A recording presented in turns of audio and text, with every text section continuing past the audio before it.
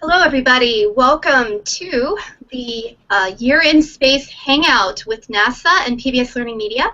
My name is Rachel Connolly, and I am coming to you from WGBH in Boston. And I am the Director of STEM Education at WGBH and with PBS LearningMedia.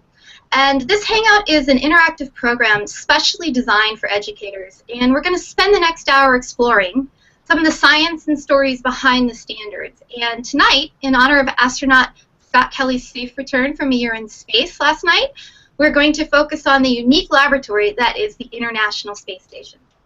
But first, we have a couple logistics to make this Hangout go smoothly. This program is being recorded, and it will continue to be available on YouTube, on WGBH Education's YouTube channel, in perpetuity after we're done. All the resources and sites that we're going to be mentioning in this program have already been collected for you in a single folder on PBS LearningMedia, and that has been shared with you in the showcase of this Hangout.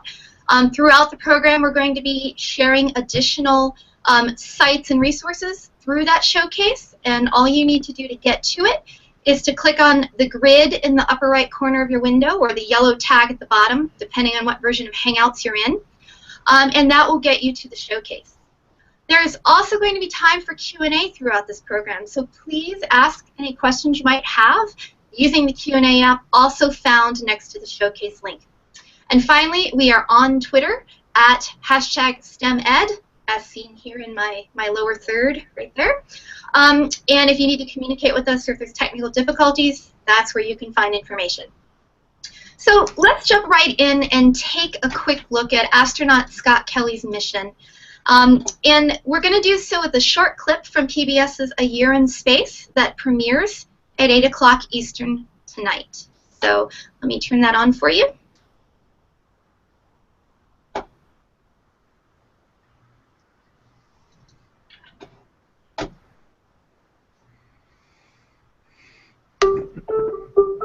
While I'm up here in this course of a year, there's over 400 different scientific experiments going on.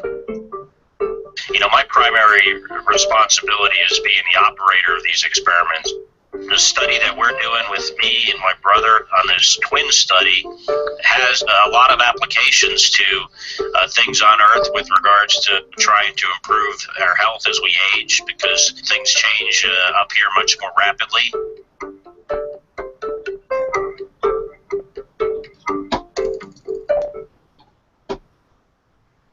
Thank you. And so joining us tonight to talk about this mission and how you can connect it with your classroom and bring the ISS research into your instruction, we have three actually wonderful speakers. Dr. Camille Alleyne joins us from Houston, where she's the Associate Program Scientist for the International Space Station. She holds advanced degrees in mechanical engineering and aerospace engineering, and her career in aerospace and space technology has spanned 20 years. And she's focused on human spaceflight and space vehicle systems engineering integration and testing and microgravity research. Most recently, her work has expanded to include STEM education advocacy for girls through the Brightest Stars Foundation that she founded in 2007. Welcome, Dr. Alleyne. Thank you so much. It's a pleasure to be here with you. Becky is joining us also from Johnson Space Center in Houston, and she serves as the lead for the International Space Station education activities in the Office of Education at the Johnson Space Center. She holds degrees in mathematics and educational technology, and prior to joining NASA 7 years ago, she was a high school mathematics teacher in Central Texas. Let's hear it for teachers. Hey, Becky. All right. And Brandon Hargis is joining us. He has 16 years of experience in STEM education, with 7 of those years as classroom teacher and 5 as an education specialist with NASA. His degrees are in education, and as a faculty member of Texas State University, he's responsible for designing and conducting professional development, modeling best practices for culturally responsive teaching, and developing digital badges for online courses. So we have the whole gamut of science, research, and education covered here, and I think we're ready to dig right in. So, Dr. Alleyne, what makes Scott Kelly's mission so special? Is this the longest anyone has spent in space continuously? It is not the longest anyone has spent in space, but Scott is the first U.S. astronaut to spend the most cumulative time in space, 340 days. Actually, we've had 4 other cosmonauts who've spent more time in space, but that was on the Russian Mir space station. And I think the record is held by Valery Polyakov, who spent 438 days cumulatively in space. But for us, and that was since 1994 and 1995. Since then, we've developed more advanced techniques, more advanced technology to do research in space. And so we've really come a long way. So this first one-year mission for us has been really special. Well, so what makes, I mean, why 1 year? What makes this particular mission such a great focus for, research around, humans and that? What is it about it that made this such a big deal? Well, the one-year mission for us is a stepping stone on a journey to Mars. Eventually, we would like to send humans to Mars one day. That trip is at least 6 to 8 months based on the state of technology today. And up to date, we've only had crews spend 6 months on board the space station. So it was important for us to start gathering data long beyond 6 months. One way there is 6 to 8 months, a 500-day stay, so that the Earth and Mars can align, so that the crew members could get back in 6 to 8 months. So we're looking at over 500 days, 30 months in space. And so it's important for us to gather data on the human body, how it adapts over a long period of time. How would it perform over a long period of time or a long mission to Mars? And so this was the first step for us in that direction. Great. And so is it safe to say that, even though he landed last night, and it was great, I got to watch it live at Russia time, but it was great to see.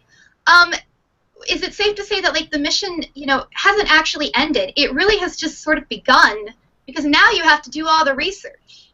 That's correct. It's actually, we say a one-year mission, but it's actually a 3-year mission, because we were gathering data on Scott and Mikel 1 year before they flew, then throughout the 340 days, and then for another year to a year and a half, we continued to collect samples, and then the researchers will start to do the analysis.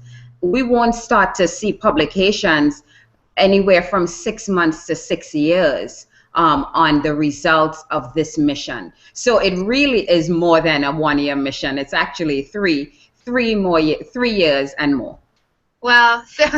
So what you see on TV is a whole lot longer than that on both ends of it. I think that's amazing. Absolutely. Now, so the lab that made this kind of research possible, the International Space Station, I want to show a little clip about what it takes to build a research lab like this. And then I'd like to come back and talk to you a little more about, beyond this mission, what are some of the other things that the space station supports in terms of science and other types of engineering and research.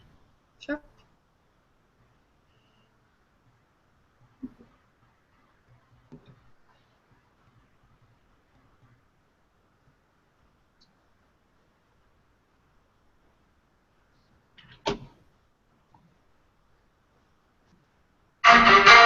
The ISS is like no other job of building we've ever done. And liftoff. The International Space Station is underway. Merely getting your hardware to the construction site requires rocket ships. It took over 100 launches and over 100 spacewalks to assemble.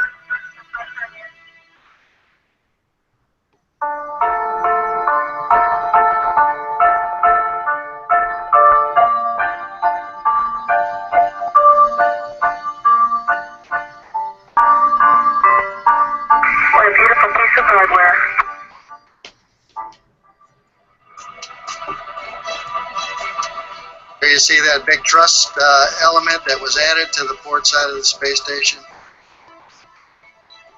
As we attached it onto the space station, it was a great day for the people in Japan.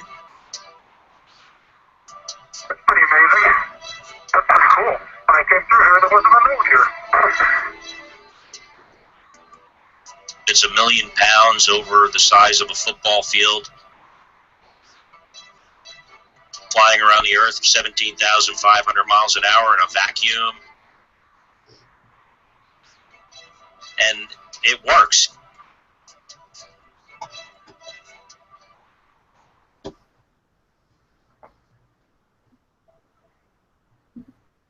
I like that ending, and it works. That's a great, because I think what's amazing is just how many pieces and how much energy and time went into building such a structure. So you talk about the space station constantly. It's your career, it's your life, and for many years now.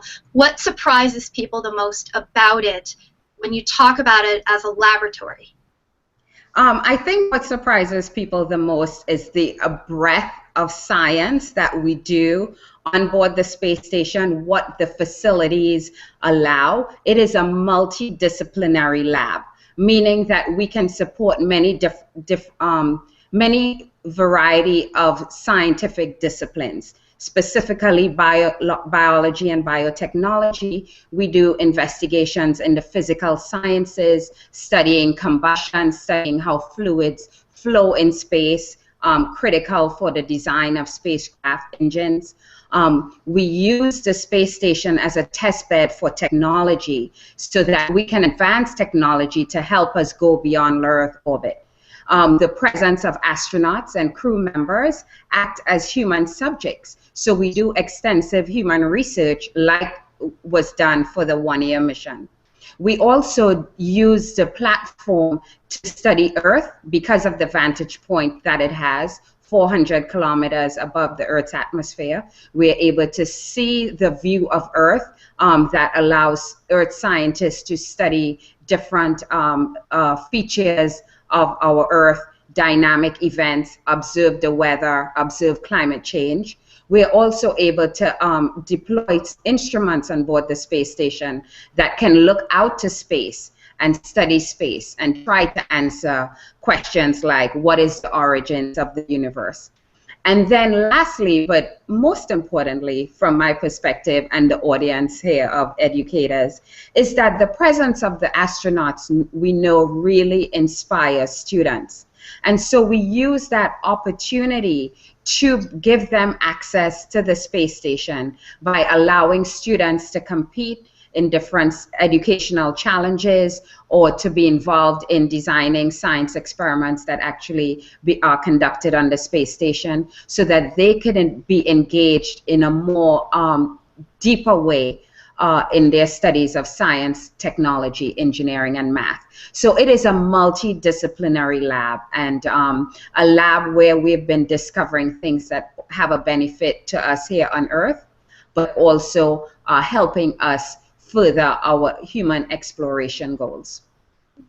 We do have one question that came in here that I'd like to ask, and that is, before Scott Kelly, what was the longest time anybody has ever spent in space? I know you mentioned that there were people who spent longer in space on the Mir.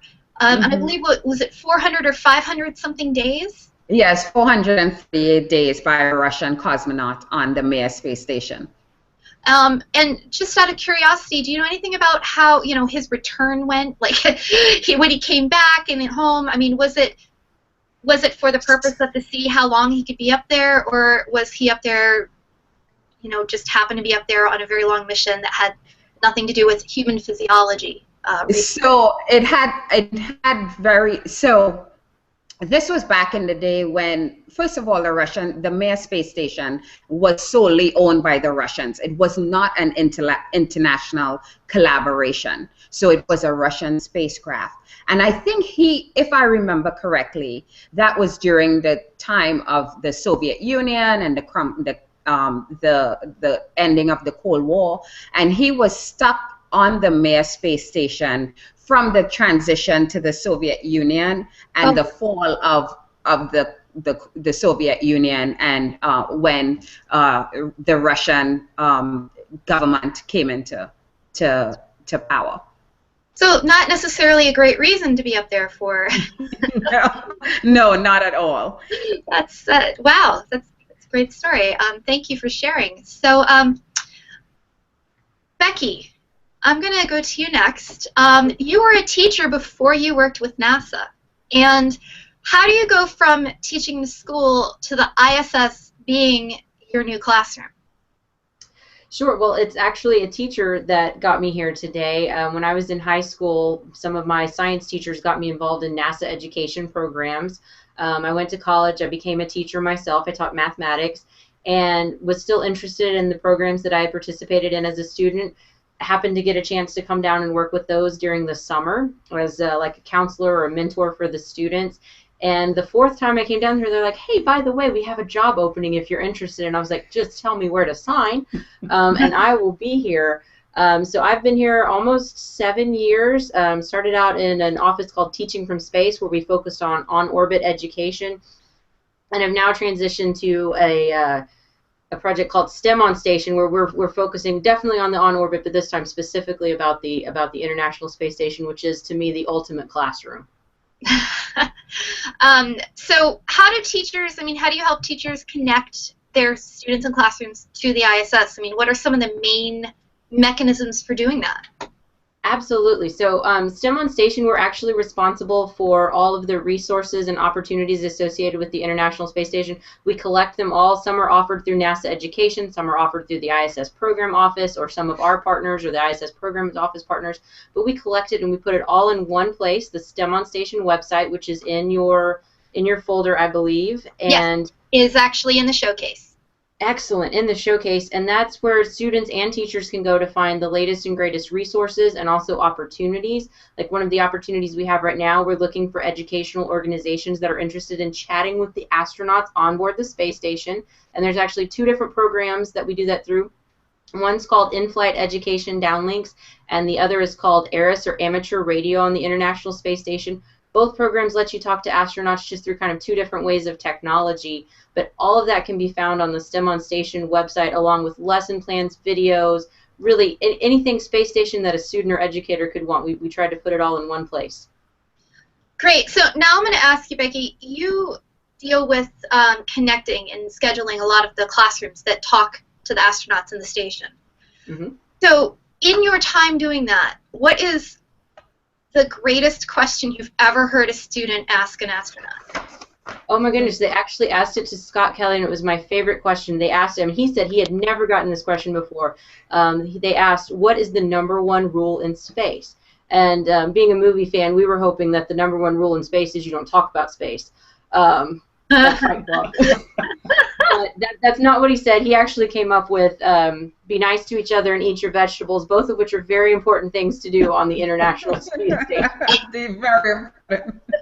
Well, I have to say we do have a question here in our Q&A, and it did get voted to the highest one, so I have to ask it. Although it said, my students want to know what people do to keep their hair clean in space. That is a great question. There are no showers on board the International Space Station, so you're not lathering up and getting a good wash like you would at home. But they have dry shampoo that they can use, and then also washcloths they can use to kind of wet their skin and towel off. So I'm betting Scott is really looking forward to a nice shower. He hasn't had one for 340 days. Yeah, luckily he has no hair. Actually, in fact, in an interview very recently, he said the first thing he's going to do when he gets home is jump into his pool. So he's looking forward to that. Oh, that's a good one. So I just want to say that I just shared in the showcase a Living and Working in Space collection from PBS LearningMedia that has in it a video with an astronaut who has lovely long blonde hair who shows how she washes her hair in space. So that's a great video for you in there. So thank you. That's a great question. And by the way, that is astronaut Karen Nyberg. Yes, and she does a great job with her hair, and her hair is just, it's lovely. One question for you, Dr. Alleyne. Will Mr. Kelly's health be monitored for the rest of his life? Yes. Actually, astronauts come back even after all the blood and urine and samples have been taken for a particular mission. They actually come back once a year for physicals. So he will continue to do that. and we will have the data that we collected from him, so we can always go into the archives and still do research years after the actual data was taken, samples were taken. It's amazing. So speaking of that, I thought we would take a look at what it's really like to live and work up there through another little video short with Scott Kelly, and then we'll come back and talk a little more about how we can bring some of this into our classroom. You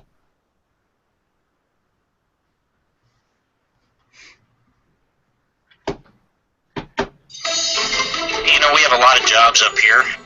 We're scientists, we're researchers, we're repairmen, we're the housekeeper. We have to fill all these roles, but it would be more convenient and more efficient to have gravity. So many things that you do become so much more complicated because you can't put anything down. You got to Velcro stuff to the wall, you lose things, you know, things float away from you. Although you get better at it, it's something that you just have to learn to manage, and you know, a little bit of gravity would go a long way.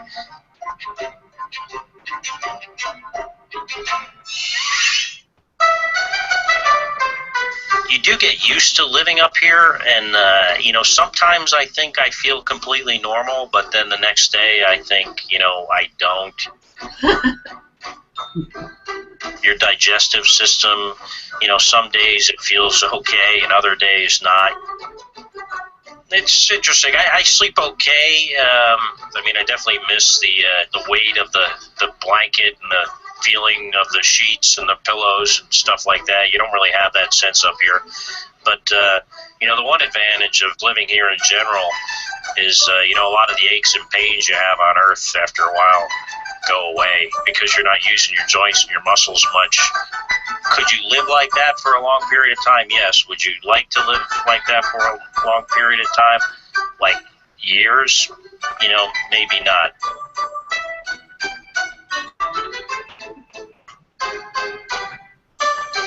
I think he has such a great way of making it so human and approachable in the way he talks about just, you know, being up there a bit.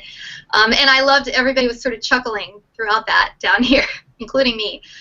So, Brandon, it's funny, we had practiced talking about the next thing we would discuss is how do you take, you know, so much of teaching is good storytelling and finding those narratives that really give you those teachable moments. And you work with teachers every day, and the question that just popped up in our Q&A is literally almost exactly what we were going to ask you next. So I think that's just amazing.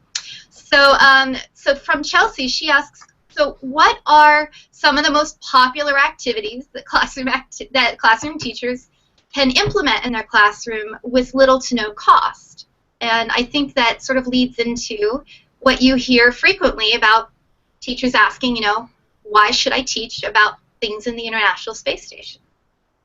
And how? Well, I think a lot of that is what's going to fit in with our scope and sequence, what's going to fit in with the standards that we're being asked to target in our classrooms, and how do we engage and inspire our students in these topics, and, you know, how do we make those connections between math and science. And so much of the work that's being done on Space Station is incorporating content across STEM, and so it's really the application of that knowledge, and that's what my colleagues and I do through NASA STEM EPDC is train teachers with resources, but also with the pedagogy and looking at culturally responsive teaching and bringing these things from Space Station, whether it be some of the things I'm going to share in just a moment about bone density and doing some experiments with simple materials like cereal to have kids test how bones would be affected by the loss of mineral density or the loss of a certain amount of cereal in their experiment. And of course I'll show that in a minute, but you know, we do quite a few things, and we can put lunar rocks in their hands so kids can actually see moon rocks brought back from space. We can do exercise activities with them from our Train Like an Astronaut website. where they can, pretend they're training to be astronauts and getting involved in physical education. There's classroom activities for the case of the physical fitness challenge where kids can get involved. So there are quite a few things we can do that just really involve a lot of craft materials, household items, cardboard boxes, straws, tape, things like that we can do with the kids and show teachers how to use those in the classroom. So what are some of can you share with us sort of what your most popular ones are? And we have a question here about anything for particularly younger students. So, you can make it accessible even though the experiments on the space station might be particularly complex. Well, certainly, and I think some of those, the ones for elementary that I think of most and many times are working with plants and having students do experiments with plants and seeing how plants grow. On the space station we had the veggie experiments, and Scott was very much involved in growing the first flowers ever grown in space with the zinnias that were grown, and learning how plants grow and how the environment for plants has to be just right. Even on space station we find that the humidity levels have to be just right, and for the plants to do well. And so for our kids in elementary, they're learning about plants and how plants and animals are different, and cell structures and so forth. As we get into middle school, all of that really ties in well with some of the same things we're doing on board station. Great. So I'm going to turn it over to you and ask if you could share one of those. I know you have one that you've shared, wanted to share that was the most popular one that you have, which is that about exercise and bone loss, which is an important issue. And while you cue that up, I will show a brief clip about what the challenge here is that we're working with students to sort of understand. Absolutely. The bones in our bodies are alive, growing, and changing all the time. Our bones are composed of different layers. The outer surface of bone is called cortical bone. This is the smooth, hard part of the bone that we can see when we look at a skeleton. Inside the cortical bone is the trabecular bone. This type of bone looks like a sponge and helps to protect the bone marrow. The constant process of bones growing and changing is known as bone remodeling. This process is carried out by specific cells in our bones. Cells called osteoclasts have the role of breaking down our bone and removing any parts that need replacing. At the same time, cells called osteoblasts have the job of making new bone and helping to repair any parts of the bone that have been damaged. On Earth, in healthy individuals, this process is normally balanced so that the same amount of bone is made and broken down. In space, astronauts are exposed to lower levels of gravity than on Earth. This means that they have less mechanical stress put on their bones as they move around. Scientists believe that the bones naturally try to adapt to this new environment by increasing the rate that the bone is broken down by the osteoclasts. Meanwhile, bone formation continues to occur at the same rate as it does on Earth. The result is an imbalance in bone remodeling, which leads to an overall decrease in bone mineral density.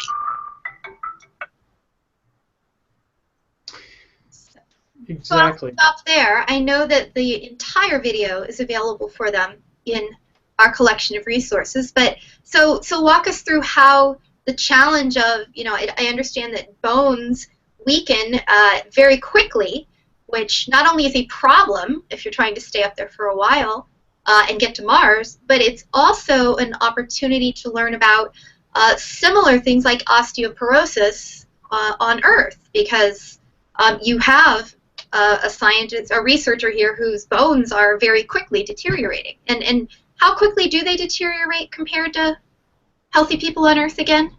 So if you're thinking about here on Earth, a woman over 55 to 60 years old would maybe lose 1 to 2% of their bone mineral density in a year, but in microgravity, that rate could be as much as 1 to 2% per month.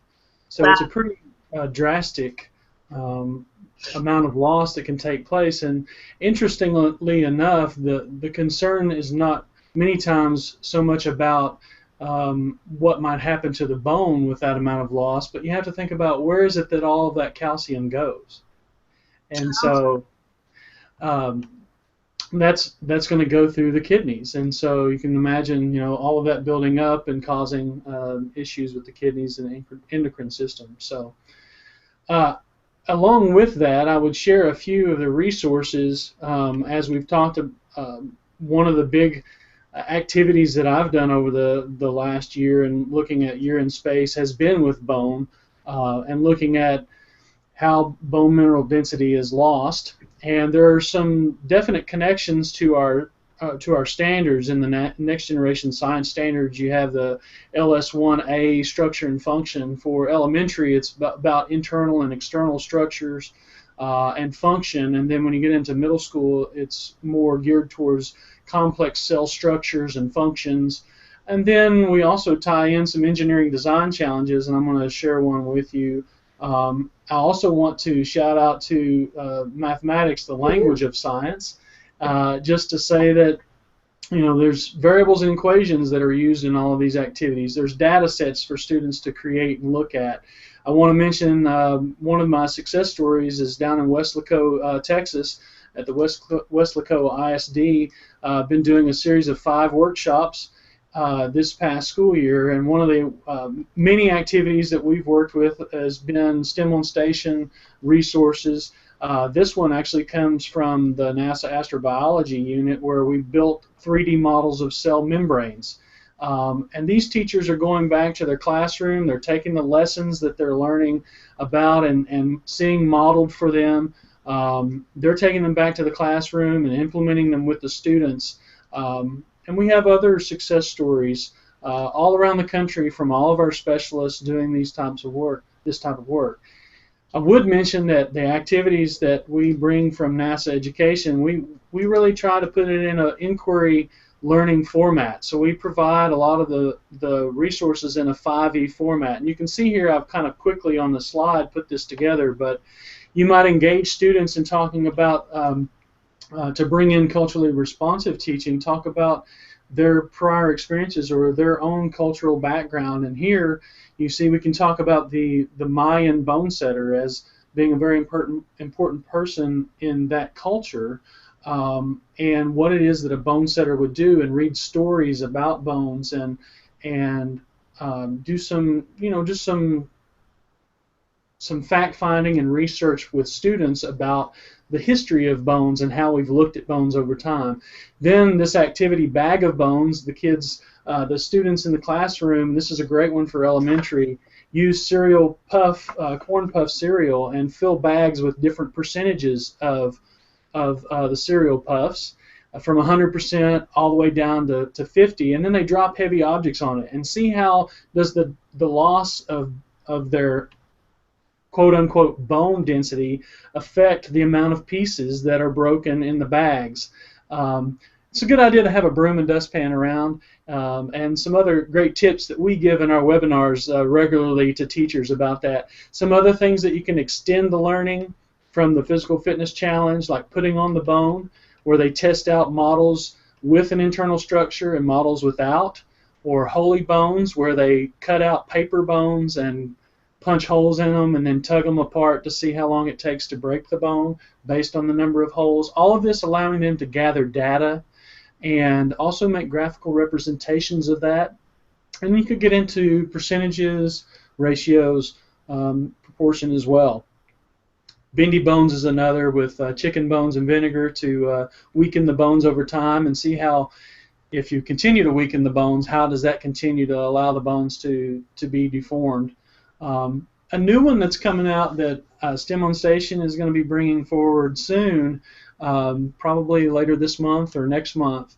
We're very excited about a Texas State University graduate student put these together for modeling how a bone might be broken and how it might be splinted or protected, whether you're in a 1G environment or in microgravity. So you take a sponge, cut it, tape it together, add some load to it, and do that in a 1G, and then try it in, or just regular gravity, and then try putting it in a container full of water to simulate a neutral buoyancy, and how would that amount of weight be able to be increased over time, and how might you do how might you create a way to protect the bone through that design challenge.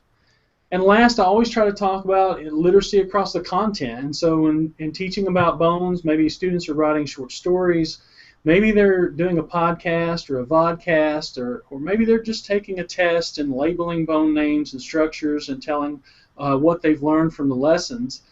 The raft writing I really like because they get to take the role of a bone and take on the storytelling as they are a bone, whether they're maybe a bone in their own body or a bone in an astronaut, and talking about topics from their daily life as a bone and doing activities on the playground or going to school, or if they're talking about what they think a bone might be saying that's in space to an astronaut, future astronaut here on Earth. It's a great way to bring in literacy across the content and also to really assess what it is the students are learning. All of that leading up to, well, how do we really keep bones from losing this bone density? And I think that's where we begin to talk about exercise and why exercise is important. How do you exercise in space?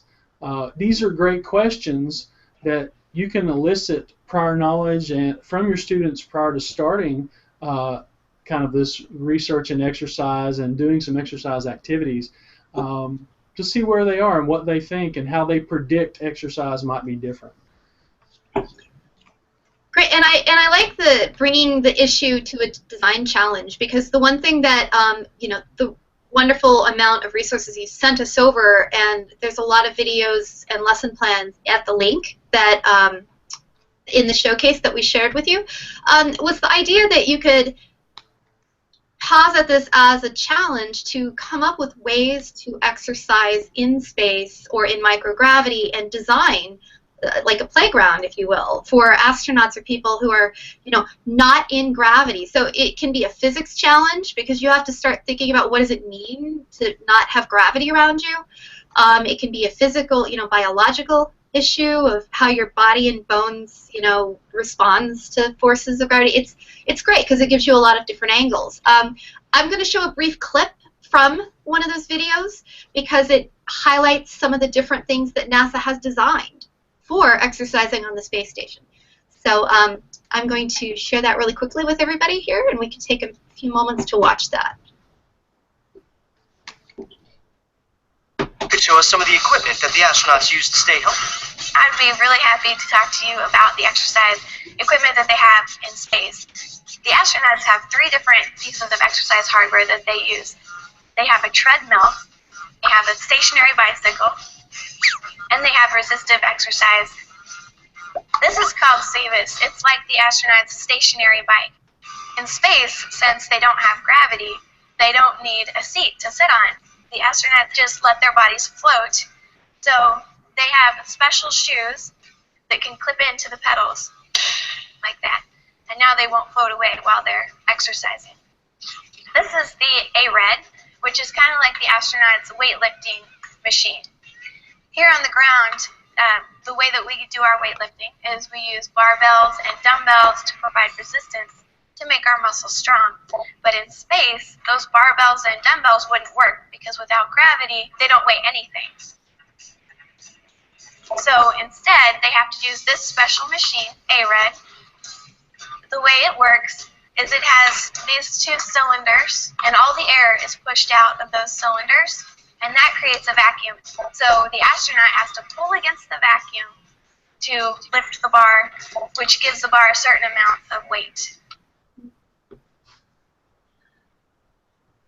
So I think what's great about that is you have this, how does NASA design solutions, but before they see that, they can come up with their own ideas and solutions. And so Brandon, you've probably seen this done a lot. What is one of the most interesting or inventive designs you might have seen a kid come up with? You mean for an exercise idea or for just anything? You know what? Your choice. If there's something, your choice. I was asking about for exercise equipment, but if you've got something better, I'm sure our audience would love to hear it. Well, we do a lot of engineering design challenges with students because it's a great way to really bring in all of science and technology, engineering and math. It's really hard for me to pull one out of the box, but kids are so imaginative. They have such great ideas. I can't say that I've ever seen the same design twice because they're just so innovative, and they have that natural curiosity to just think stuff up. And we always want them to draw it out, sketch it out, and then design it. And it goes from the kindergartners all the way up into high school with some of the designs they come up with. It really is. It's really hard to bring out one, but they're all seems like all different. Okay, so that was a non-answer, but that's okay. In the interest of time, I will let that one ride. But maybe Becky, have you seen a design? In the past we had asked students to design some like greenhouses to grow plants in special environments, and we've seen some very, very elaborate greenhouses where you're like, I'm not exactly sure that's realistic, but they've been really cool. I've seen like 3- and 4-story greenhouses made out of like 2-liter soda bottles, and you're like, that's an excellent idea. Very that would be a very large greenhouse, but it's great to see their imaginations just go crazy with the possibilities. That's great. So as we just saw, astronauts have to exercise a lot to stay healthy up there on the space station. But while they might have to do a lot of exercise, you cannot complain that they have the best view of anybody who works pretty much anywhere. And that's pretty much evidenced by the over 1,000 images that astronaut Kelly took while he was up in the station. And we've linked to his Instagram account in the showcase for those who would like to take just a look at some of those. I'd like to show a brief clip here about some of those tweets and what those look like, and then go back to Dr. Alleyne and talk to you a little more about what the view from above enables us to do. So let me start that clip up for us.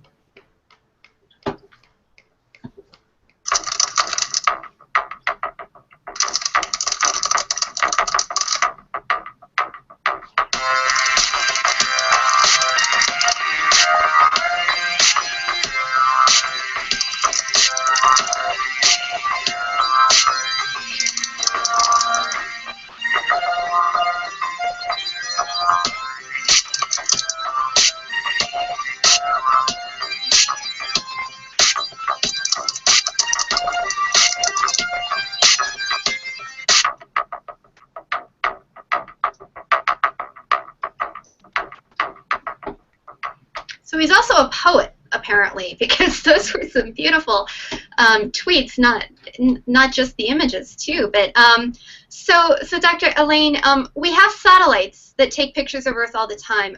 What is it different about an astronaut taking pictures from the ISS? Why does it resonate, and why might it be different than the satellite imagery? So I think, first of all, it's the vantage point that the ISS as a platform for Earth observation and remote sensing provides. At the altitude, it is 400 kilometers, 220 miles above Earth's atmosphere.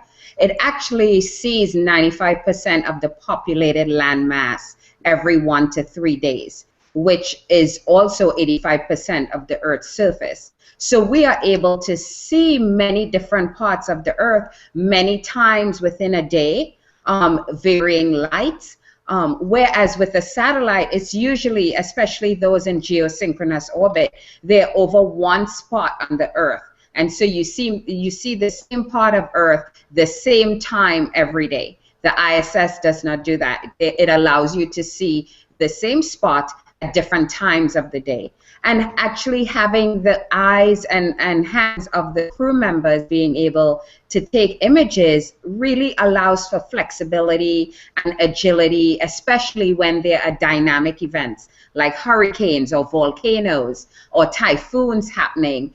We can send a message up to the crew member to say, this is happening in this region of the Earth, can you take pictures and send it down? So they can react much quickly than we're probably able to program a satellite to take those images. Was there ever a time when an astronaut actually called down and said, hey, you might want to know if something's happening, and alerted people to it? Yes, actually, this happened a couple times, but the one time back in 2006, when flight engineer Jeff Williams was on board the space station, there was an eruption of a volcano called the Cleveland volcano in the Aleutian Islands. I think it's west-southwest of Alaska.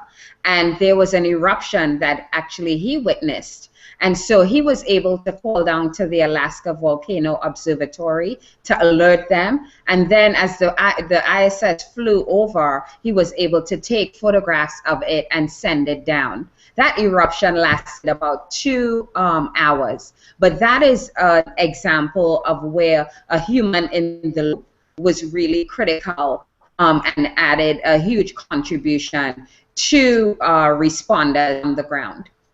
And just so our viewers know, the imagery was showing why you were telling that story is the image that the astronaut took from the space station of that volcano. So I think that's just great. I mean, not only do we have beautiful images taken by humans, but they also have they have a different view than the satellites. It's not the same thing. So Becky, how can students get involved in watching the Earth from their classroom? I mean, they can obviously follow some of the amazing Instagram accounts NASA has, but what else can they do? Well, they can actually become photographers themselves and take pictures from onboard the space station. There's a wonderful program called Sally Ride Earth Cam at Space Camp, and they run missions typically 4 times a year. They just ran one in February, so check their website, which I know is in the showcase, to see when the next mission is coming.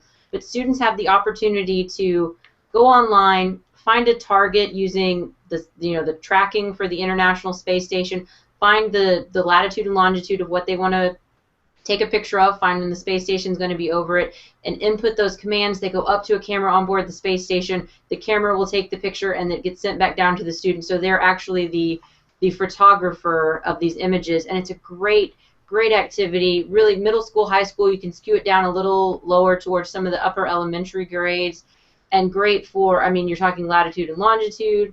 They run 4 missions a year, so you could take pictures of the same area of the Earth and see how it changes over time. You can bring history components into it. Really, you're only limited by your imagination as to what you can do with these images. I've been trying to take a picture of my hometown, which is a tiny little town in Central Texas, for about 4 years now, and I get cloud cover every single time. So I will be participating in the next mission. That is bad luck. Yeah. So that's really great. There's actually a camera for students that I don't know if many educators know about. And we've been showing some of the beautiful images in the background while you've been talking that that astronaut Kelly took.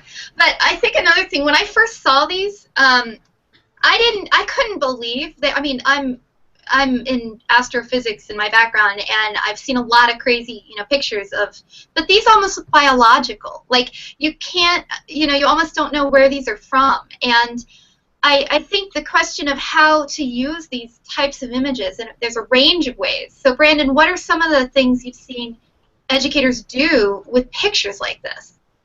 Well, so I think it's very important that teachers recall and that they have their students understand that when scientists are looking at images of our Earth and they're looking at images of other planets or moons or asteroids, they're trying to understand their surfaces using their eyes. And so by looking at the images, you can see geologic processes that are taking place. How did these landforms form? How were they created? Were they created by an atmospheric cause through aeolian or through winds or air, or were they fluvial? Were they created by water flow or something like that? And so it's also something you can tie in with art. And so you see these pictures of Earth, and you see these pictures of other planets, and as we focus on Earth from observation from space station, you can look at line, and what lines do you see in the pictures? And shape, what shapes do you see? Do you see round circles? Do you see colors? Do you see value? And value is simply a contrast between light and dark. And what textures do you see? And texture is just the quality of a surface. And then you're bringing some art background, which a lot of students have that art mind, where you can reach them that way through that mode of learning that they have, and bring them into your science classroom in a way that they understand and that they get it. And so art and the Cosmic Connection is one of the resources that does a really great job of that. And you're seeing the picture right now of some students, also again down in Weslaco ISD. A teacher down there, Miss Veronica Leha, actually worked with an art teacher in their middle school. She came to one of our Educator workshops here at JSC and last summer, which we're going to be running again this summer. And she decided to take this lesson and use it with the art students there, and teaching science and art together. And we brought it to a conference that we did, and the educators that came to our Space Exploration Educator Conference a couple weeks ago just absolutely loved this lesson and took off with it. We brought these student examples of work to show them as they were creating their own. Some other things you can do with this is take it over into Blue Marble Matches, which is another education resource where students look at images and corresponding them to shapes and textures, to the processes that form them. And they can see not only how processes shape our geology here on Earth, but also look at it across all terrestrial planets, whether they're looking at craters, or they're looking at wind streaks or yardangs or any of these other geologic terms that we use for things that we see from cameras in space. Mission Geography is another that's a great website for resources for teachers, and brings in things like looking at the Aral Sea over in Asia and in that area. What's happened to it in the last 50 years? 90% of it's disappeared since the 1960s. Why? How do we know? We have images from space that tell us that. So there's just some great things you can do with images in classes with the students, and you can really tie in the standards and what you're already teaching very well, especially in the earth science.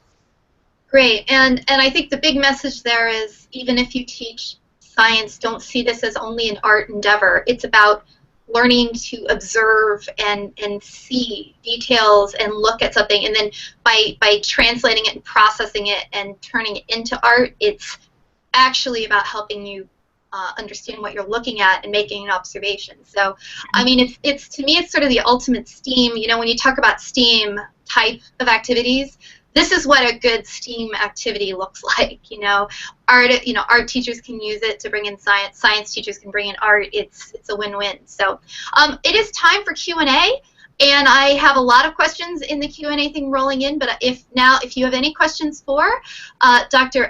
Alleyne and Brandon and Becky, now is the time to ask them. And if we cannot get to all of them, I ask that you ask them on our hashtag STEMEd Twitter feed, and we will get to them, and we won't forget you. We also have, Brandon and Becky have put their email address at the bottom here that you can reach out to them and get to them directly. I'll leave that up for a minute while I ask the first question. The first question is, does the ISS recycle, and how do they dispose of their trash? Yes, the ISS recycles. Actually, we recycle 90% of the water that is used by the crew members, and actually we turn wastewater, urine, into potable drinking water through a process and environmental control regenerative system we have on board.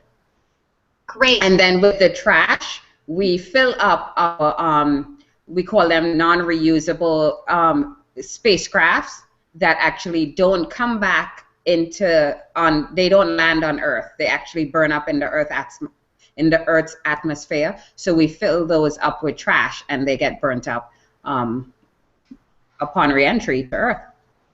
It's like a great sustainable incinerator there. That's right. One more question, Dr. Alleyne, while you're there. How long will the ISS be in operation? Well, we have authorization to operate the ISS through the year 2024, but we actually have life in the ISS through the year 2028.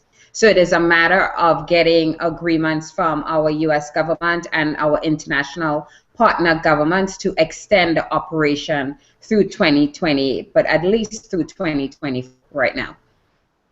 That's great. Thank you very much.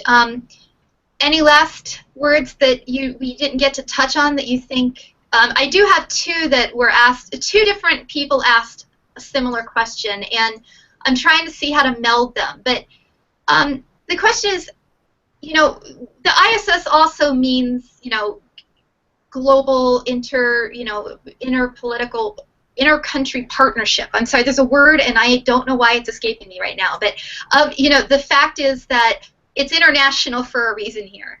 And the teachers here are saying, how do you use this as a chance to talk to our students about how different countries can get together and work on, science projects that are this big? And another one is, has there been psychological studies conducted about how some of the astronauts who might not know each other well work together and come to be good teammates? Absolutely. So the ISS is a blueprint for international cooperation. There are 5 space agencies that built the International Space Station. And the reason it works is because we all have common goals of advancing humanity's place in space. And so that is what science and space does. It brings people together with common goals, common objectives, working towards one thing. And so I always say space, as Brandon said, math is the language of science. I always say space is the language of peace, because that is what we've been able to demonstrate in spite of all the geopolitical challenges we have here on Earth. So that's one thing. That's the first question.